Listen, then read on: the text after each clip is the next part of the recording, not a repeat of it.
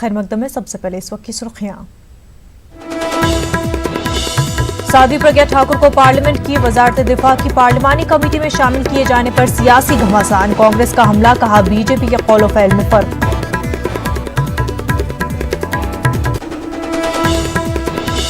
बाबरी मस्जिद पर फैसला अफसोसनाक, नजरसानी की अर्जी से कुछ नहीं होगा हासिल। जमीयत उलमाए हिंद महमूद मदनी की मजलिस आमला की कल हुई मीटिंग के बाद प्रेस रिलीज। शहरियत तरमीमी बिल की मुखालफत में गुवाहाटी में आसाम स्टूडेंट्स यूनियन का एहतजाज, मरकजी हुकूमत के खिलाफ नारेबाजी।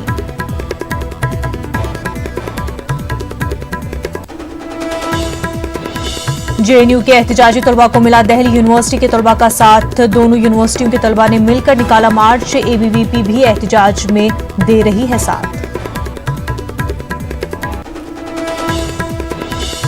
बीएचयू के शोबे संस्कृत में मुस्लिम प्रोफेसर की तकर्री के खिलाफ एहतजाज जारी, 14 रोज के बाद आज शोबे को पढ़ाई के लिए खोला गया।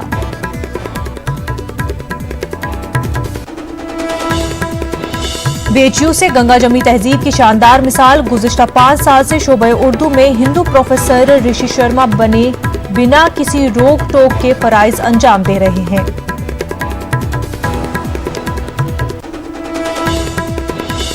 कल से भोपाल के आलमी तबलीगी इज्तिमा का होगा आगाज, मुल्क और बैरून ममालिक से जमातों के आने का सिलसिला जारी, 10 लाख से जायद फर्जंदान तौहीद इज्तिमा में करेंगी शिरकत।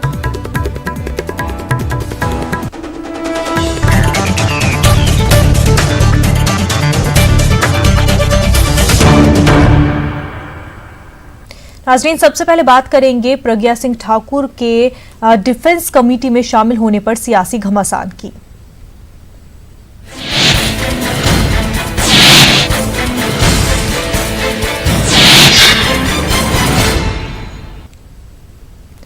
भोपाल से रुकने पार्लियामेंट साध्वी प्रज्ञा सिंह ठाकुर को दिफा से मुतल्लिक पार्लिमानी कमेटी का रुकन मुकर्रर किया गया है। साध्वी प्रज्ञा सिंह ठाकुर मालेगांव धमाकों की मुलजिमा है। उसके साथ ही हुकूमत के इस फैसले पर जबरदस्त सियासी घमासान शुरू हो गया है। वज़ीर दिफा राजनाथ सिंह पार्लिमानी कमेटी के सरबराह हैं।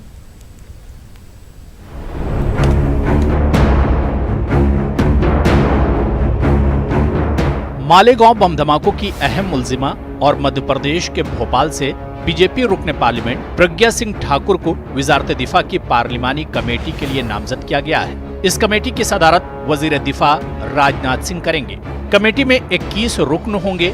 फिलहाल प्रज्ञा सिंह ठाकुर पर गैर कानूनी सरगर्मियां एक्ट के तहत कई मामलों में मुकदमा चल रहा है। बॉम्बे हाईकोर्ट ने बीजेपी की मौजूदा रुकने पार्लियामेंट प्रज्ञा सिंह ठाकुर को अप्रैल 2017 में खराब सेहत की बुनियाद पर जमानत दे दी थी।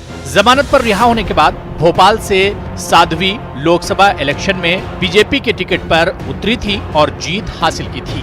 जमानत पर रिहा होने के बाद से लगातार प्रज्ञा सिंह ठाकुर तनाजात में घिरी रही हैं। कांग्रेस समेत पूरे अपोजिशन ने साध्वी के नाम पर सख्त एतराज जताया है। जो कमेटीज होती है उसके अंदर किसी को भी मेंबर बनाया जा सकता है। उसकी वजह से किसी का कद ना आसमान पे जाता है ना ज़मीन के ऊपर जाती है। साल भर में एडवाइजरी कमेटी में बहुत से मेंबर हैं जो उसमें जाते भी नहीं। और बेचारी साध्वी को तो मैंने देखा कि पूरा इलेक्शन उन्होंने कैंपेन किया व्हील चेयर के ऊपर, चल नहीं पाती है। दो आदमी लोग उनको पकड़ के लेके चलता है, समझे कि नहीं। तो उन्होंने बीजेपी के प्लान को, RSS के प्लान को, VHP के प्लान को उन्होंने जिस तरीके से मालेगांव में सफल किया बॉम्ब ब्लास्ट करके, और जिसके मामले में आज भी उनके ऊपर केस चल रहा है, ऐसे लोगों को गवर्नमेंट को तो इनाम देना था। मुझे कोई ताज्जुब नहीं होता कि उनको अगर वो डिफेंस मिनिस्ट्री दे देते तो हमको कोई ताज्जुब नहीं होता। इसलिए ये तो छोटी मोटी बातें हैं। बड़े बड़े लोग काम कर कर के यहाँ आए हुए हैं तो उनको इनाम तो मिलना है। कल किसी और बड़े को और बड़े मुजरिम को अगर कोई बड़ा इनाम मिल जाता तो हमें कोई ताज्जुब नहीं होगा। जिनके हाथ खून में लिप्त हों, देवास जिले में सुनील जोशी के मर्डर केस जिन पे चला हो, अरे देश की क्या रक्षा कर पाएंगी। ठीक है, नरेंद्र मोदी बड़े विद्वान प्रधानमंत्री, उनके पास इसमें के तत्व ज़्यादा हैं। ठीक है भाई, देखते हैं कितनी रक्षा करती हैं। वो MP हैं, उनका हक है शामिल होने का, इस पर तो उजूर नहीं करना चाहिए।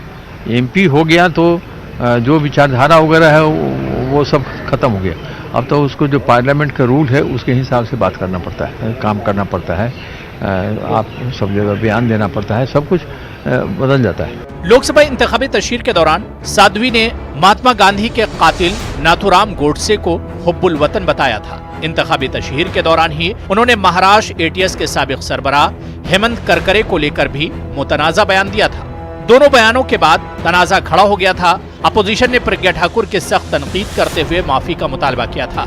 तनाज़े में फंसता देख बीजेपी ने नोटिस जारी कर प्रज्ञा सिंह ठाकुर से बयानात के लिए माफी मांगने के लिए कहा था। यानी साध्वी प्रज्ञा सिंह ठाकुर और तनाज़ात का चोली दामन का साथ रहा है। Bureau report, news 18 Urdu. Jamiat Ulama Hind Mahmood Madani group की मजलिस आमला की कल हुई मीटिंग में बाबरी मस्जिद से मुतल्लिक सुप्रीम कोर्ट के हालिया फैसले को सरासर एकतरफा और गैर मुंसिफाना करार दिया गया। जमीयत उलमाए हिंद ने एक प्रेस रिलीज जारी करते हुए अदालत के जरिए मंदिर तामीर करने का रास्ता हमवार किए जाने की बात कही है। जमीयत ने इसे आज़ाद हिंदुस्तान की तारीख का एक सियाह बाब करार दिया है। जमीयत के मुताबिक ऐसी सूरत हाल में मज़कूरा जजों से आइंदा किसी खैर की तवक्का नहीं है, बल्कि मजीद नुकसान का अंदेशा है। इसलिए इस फैसले पर नजरसानी की दरख्वास्त मुफीद तस्वुर नहीं की जा सकती। लेकिन जमीयत ने यह भी वाज़ेह कर दिया है कि मुतअद्दिद तंजीमों के जरिए नजरसानी की दरख्वास्त की हिमायत की जाएगी।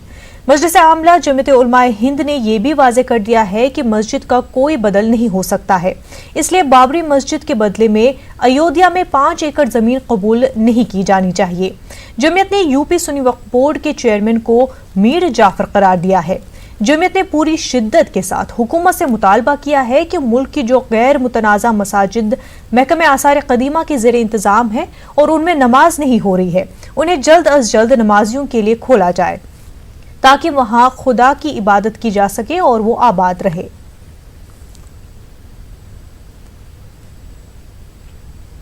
ऑल इंडिया यूनाइटेड मुस्लिम मोर्चे ने अयोध्या तनाज़े पर सुप्रीम कोर्ट के फैसले के खिलाफ नजरसानी की अर्जाश दाखिल किए जाने की मुखालफत की है।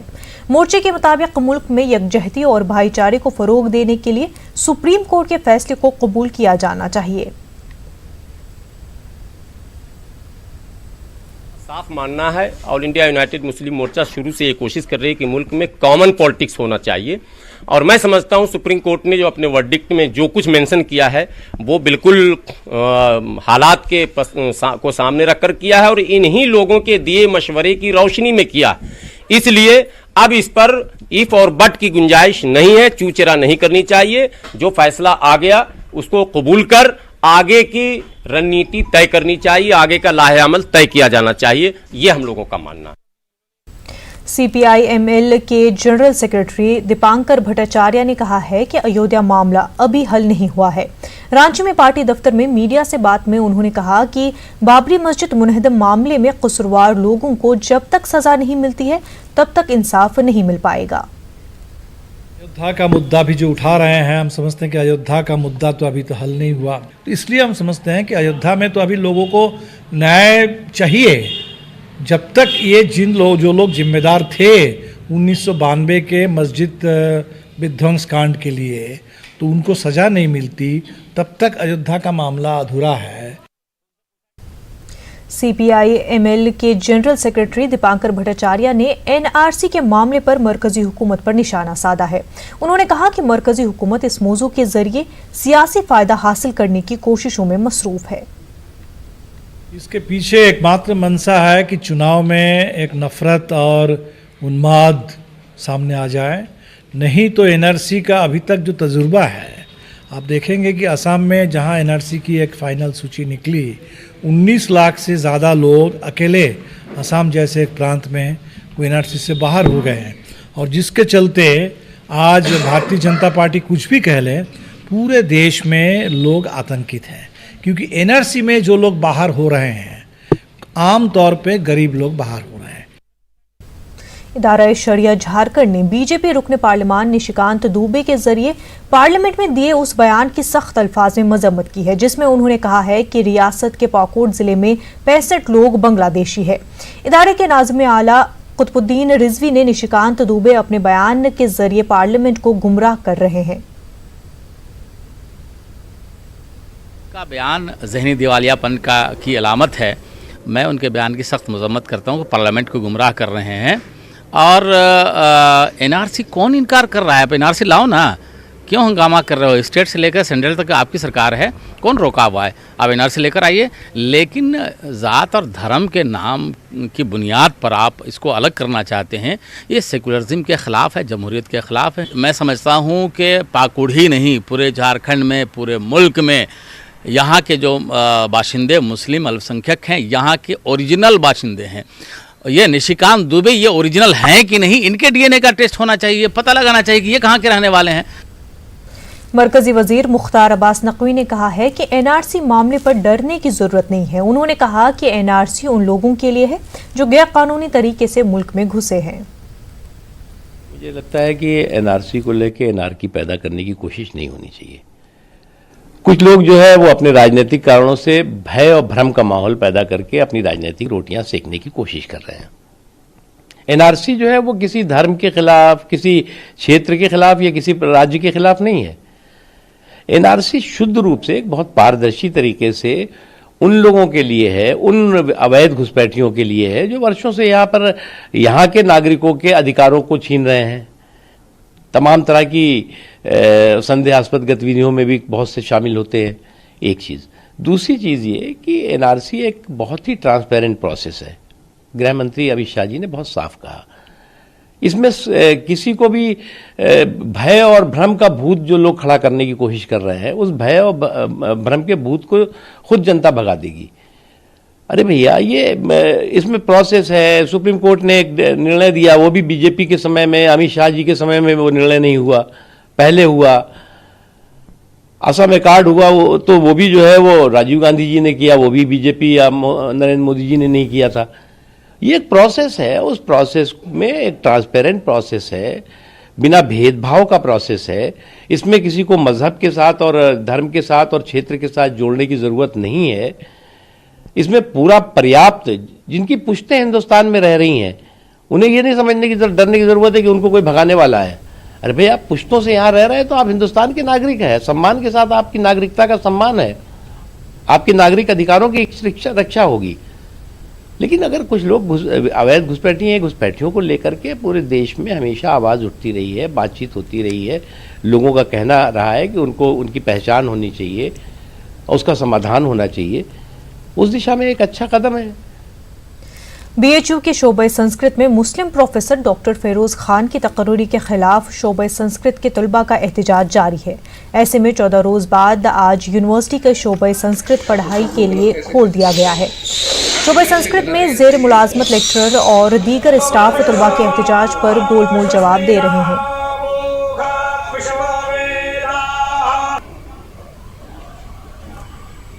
झगड़ा क्यों चल रही है, क्या है, ये जरूर थोड़ा बहुत हमने सुना है, जाना है, और इसमें व्यक्तिगत हम लोगों का कोई राय नहीं है। देखिए, प्रशासन का कहना है कि जो नियुक्ति हुई है विश्वविद्यालय अनुदान आयोग के नियमों के तहत हुई है।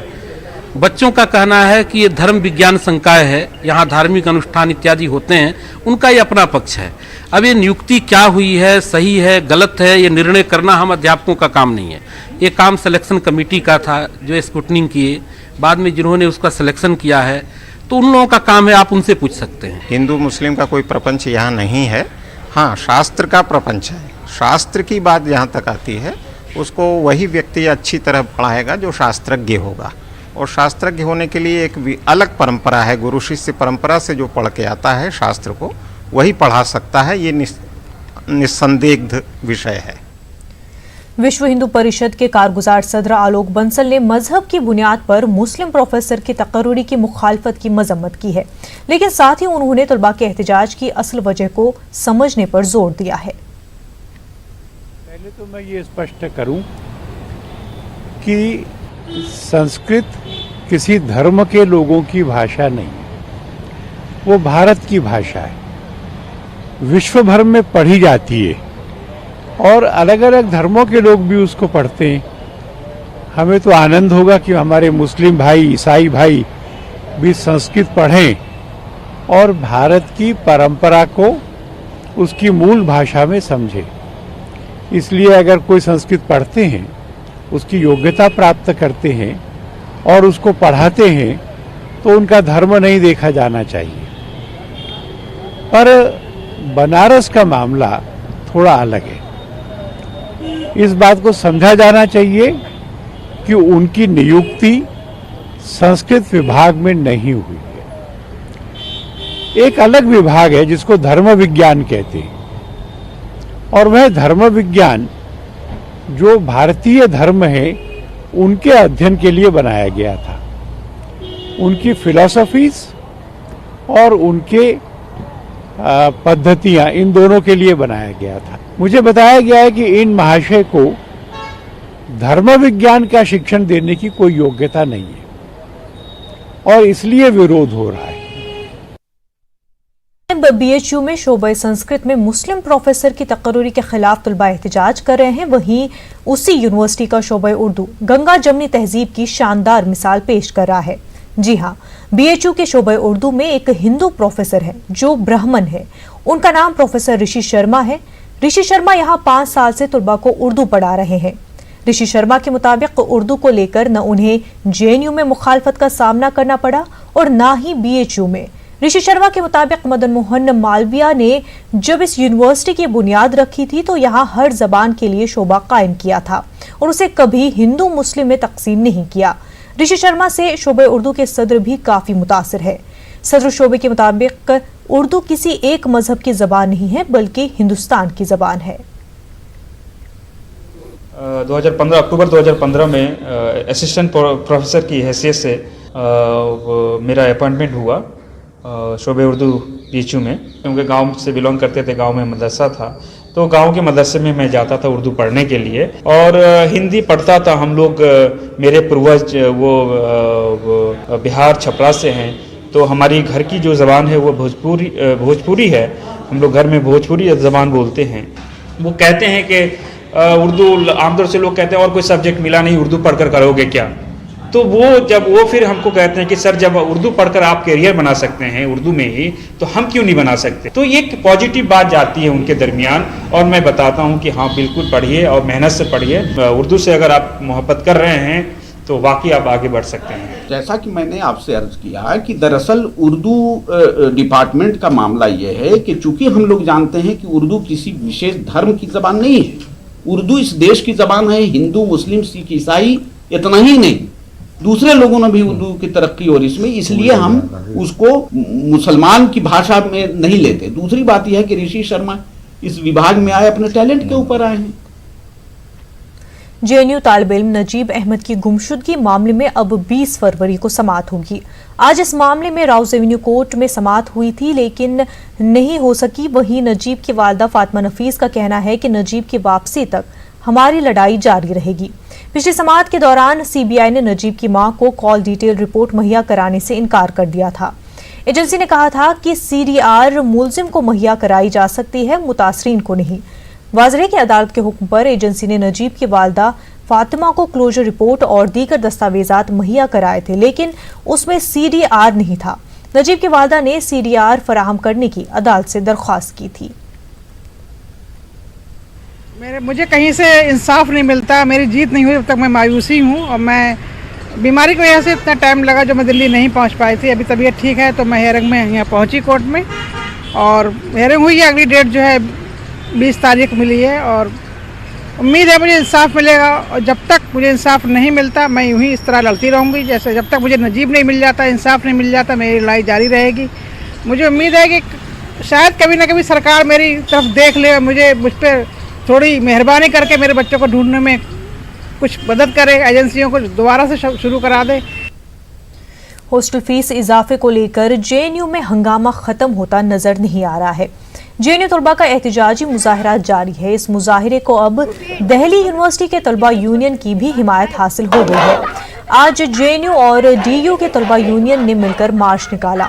वाज़ेह इस एहतजाज में तमाम सियासी पार्टियों से मुंसलिक तलबा यूनियन हिस्सा ले रही है।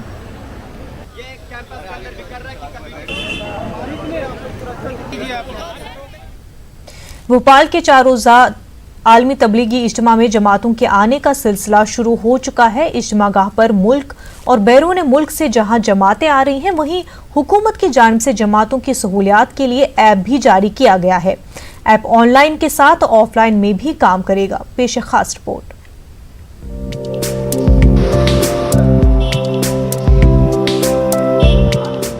भोपाल की 72वीं आलमी तबलीगी इज्तिमा का 22 नवंबर को सुबह नमाज फज्र के बाद दर्स कुरान से आगाज होगा। आलमी इज्तिमा शुरू होने से कबल मध्य प्रदेश के वजीर अक़लियती फलाह व बहबूद व रेवेन्यू वजीर डॉक्टर गोविंद सिंह ने मुआयना किया और आलमी इज्तिमा में आने वाले जमातों का शाहाना अंदाज में इस्तकबाल करने और इज्तिमा गाह तक पहुँचाने की हिदायत भी दी। सारी व्यवस्थाएं बहुत अच्छी हो गई है। हर डिपार्टमेंट ने बहुत दिल से काम करा है और हमारे मंत्री जी और सब लोग लगे रहे उसमें और रातों को भी आन के चेक करके गए। बहुत अच्छा लगा और हमारी मैडम जो है कमिश्नर मैडम बहुत ही दिल से काम करा है सबने। मैं सबका धन्यवाद अदा करता हूँ। हर वर्ष की बात इस वर्ष बहुत अच्छी व्यवस्था की गई है ताकि जो आने वाले अतिथिगण हैं वो एक भोपाल का नाम और संदेश लेके जाएं कि यहाँ के लोगों ने कितनी हमारा प्यार दिया, कितनी हमारी खुशामद की। ऐसा संदेश मध्य प्रदेश की सरकार देना चाहती है और उसी के तहत आज समस्त अधिकारी हम लोग बैठ के आखिरी शुरुआत के प्रारंभ के पूर्व ये देख रहे हैं कहीं कोई ऐसे व्यवस्था न बिगड़े। पूरी अच्छी व्यवस्था है और हर प्रकार का इंतजाम, हर प्रकार की सुविधा होगी। आलमी तबलीगी इज्तिमा के लिए सभी इंतजामात को 350 एकड़ जमीन पर किया गया है। आलमी तबलीगी इज्तिमा में सीएम कमलनाथ 24 नवंबर को शिरकत करेंगे। इज्तिमा कमेटी के अतीक भाई का शुक्रगुजार हूँ कि उन्होंने शुरू में ये कह दिया कि हम लोगों ने जो काम दिए थे उन्होंने हमें वो जिम्मेदारी से हमारे हर डिपार्टमेंट के लोगों ने पूरा किया। उन्हीं की ख्वाहिश थी कि मुख्यमंत्री जी को आना चाहिए, तो उसके लिए भी मैंने मुख्यमंत्री जी से अनुरोध किया है। इंशाल्लाह उनको आएंगे, वो तो जो आएंगे, लेकिन वो ये चाहते थे कि ऐसे टाइम पे आएँ जब मौलाना से उनकी मुलाकात हो जाए। उस टाइम की भी व्यवस्था कर रहे हैं, कोशिश कर रहे हैं। ज़्यादा तादाद में लोग रहेंगे, सबकी सुविधा के लिए अलग अलग साइनेजेस हमने लगाए। साथ में लगा कि इतनी बड़ी संख्या में लोगों को दिक्कत ना हो तो एक ऑफलाइन ऐप हमने डिज़ाइन किया है जिसमें सारे एरियाज़, डायरेक्शंस, एयरपोर्ट की कितनी दूरी है, रेलवे स्टेशन की कितनी दूरी है, उन सभी के साथ साथ इज्तिमा स्थल की भी पूरी जानकारी हम देंगे। भोपाल आलमी इज्तिमा पर नजर रखने के लिए जहां महकमे पुलिस ने सीसीटीवी कैमरे लगाए हैं, वहीं 3,500 पुलिस एहलकारों के साथ 10,000 वॉलंटियर्स की भी टीम तैयार की गई है। न्यूज़ 18 उर्दू के लिए भोपाल से महताब आलम की रिपोर्ट। भोपाल आलमी तबलीगी इज्तिमा के लिए कमलनाथ हुकूमत ने बड़ा फैसला किया है। कल से शुरू होने वाले 72वें आलमी तबलीगी इज्तिमा में शिरकत के लिए मध्य प्रदेश हुकूमत ने इज्तिमा में आने वाली सभी गाड़ियों का टोल टैक्स फ्री करने का ऐलान किया है। दूसरा, मैंने टोल टैक्स के लिए कल दिन में कहा था, आज सरकार ने उसको भी मान लिया है। जैसे पिछले महाराष्ट्र के उसमें हुआ था तो मैंने गुजारिश करी थी कि उसको यहाँ हमारी सरकार आने के बाद ये एक नया चीज़ होगी। पूरी तरह से आज निर्णय हो गया है। इंतजाम में हमारे अतिथिगण आने वालों के साथ साथ, भाइयों के साथ साथ समस्त लोगों के लिए भी टोल टैक्स फ्री रहेगा ताकि कोई विवाद ना हो। आने जाने वाले पहचान की संकट हो जाता है कभी टोल टैक्स के कर्मियों से। व्यवस्था के लिए पूरी तरह से आने हमारे अतिथिगण के वापस जाने तक पूरी व्यवस्था उस दिन तक पहुंचाने तक की फ्री कर दिया गया है। अयोध्या मामले में सुप्रीम कोर्ट का फैसला आने के बाद all India Muslim personal law board और दूसरी मुस्लिम तंजीमों के जरिए रिव्यू पिटीशन दायर करने की भोपाल की मुस्लिम तंजीमों ने तनकीद की है। भोपाल में कलाम स्टडी सेंटर और राष्ट्रीय शक्ति फाउंडेशन ने मुश्तरका कॉन्फ्रेंस में मुस्लिम पर्सनल लॉ बोर्ड और जमीयत उलमा से मुल्क के वसी तर मुफाद के लिए ख्याल रखने का कहा है। रिव्यू पिटीशन फाइल न करे जब अपील की तो प्रेस कॉन्फ्रेंस में हंगामा हो गया। कलाम सेंटर और शक्ति फाउंडेशन की कॉन्फ्रेंस में उस वक्त हंगामा हो गया जब उन्होंने मुस्लिम तंजीमों पर अयोध्या मामले को लेकर मुल्क के माहौल को खराब करने का इल्जाम लगाया। कुछ लोग मानते हैं इसको, लेकिन पूरे कौम उनके साथ नहीं है। मदीना हजरत मोहम्मद सल्लल्लाहु अलैहि वसल्लम ने हमें खिदमत का रास्ता दिया। ये शुद्ध रूप से सियासत है, मुनाफिक लोग हैं, इनका इस्लाम से, मुसलमानों से कोई लेना देना नहीं है। एक बार जहाँ मस्जिद कायम हो गई ता क़यामत वहाँ मस्जिद रहती है। मैं इसका मानने वाला हूँ, इस्लाम का मानने वाला हूँ, इसलिए मेरा वक्त है कि जो जहाँ एक बार मस्जिद कायम हो गई वहाँ ता ज़िंदगी ता क़यामत मस्जिद कायम रहेगी इंशाअल्लाह ताला। गरीबों, यतीमों, बेसहारा और मजबूरों की मदद के लिए मजहब इस्लाम ने बैतुल माल का तस्वुर पेश किया है। बैतुल माल से गरीब लड़कियों की शादियां करवाने का सिलसिला शहर गुलिस्तान बेंगलुरु में जारी है। आप देखिए रिपोर्ट। हमें दीजिए इजाजत। आदाब।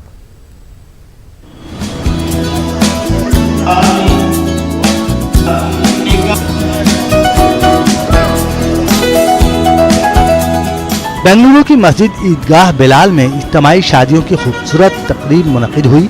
रियासत के अमीर शरीयत मौलाना सगीर अहमद रशादी ने खुतबे निकाह पढ़ा। इस मौके पर 26 गरीब जोड़ों का निकाह अमल में आया। ये कार खैर नेक कदम शबाब बैतुल माल के तहत उठाया गया। शबाब बैतुल माल तंजीम में मौजूद 35 मेंबरान हर माह कम से कम 500 रुपए बैतुल माल में जमा करते हैं। जब एक बड़ी रकम इकट्ठा होती है तो इज्तिमाई शादियों की तकरीब सजाते हैं। इस तरह शबाब बैतुल माल ने अब तक 300 से ज़ायद गरीब जोड़ों के निकाह करवाए हैं। का फजल कि अल्लाह ताला ने हम लोगों को एक तौफीक और हिदायत अता फरमाई।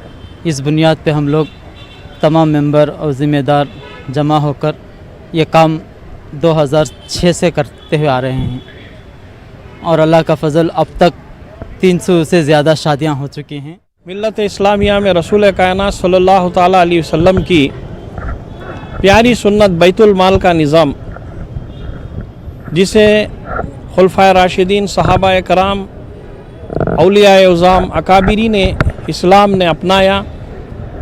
बैतुल माल के निज़ाम के तहत मिल्लत इस्लामिया के मुस्तहिक़ गरीबों का ख्याल किया जाता था।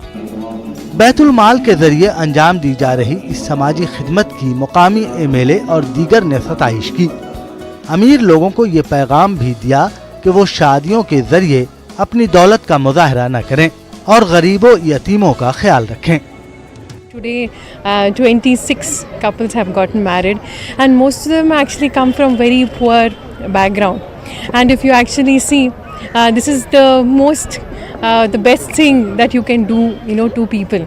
Because if God has given us something, we have to help others. आज के नौजवानों को मैं ये बोलना चाहता हूँ कि जो आज का ट्रेंड चलने को है, बहुत खर्चा करना और माल दिखाना, पैसा, गाड़ियाँ, बंगला देना करना, सभी अब आज हमें नहीं करने का है। तकरीब के जरिए इस बात पर जोर दिया गया कि मुसलमान बैतुल माल के तरीक़े को इख्तियार करें, बिला लिहाज मजहब व मिल्लत समाजी खिदमात का बीड़ा उठाएं। न्यूज़ 18 उर्दू के लिए बेंगलुरु से रऊफ अहमद हल्लूर की रिपोर्ट।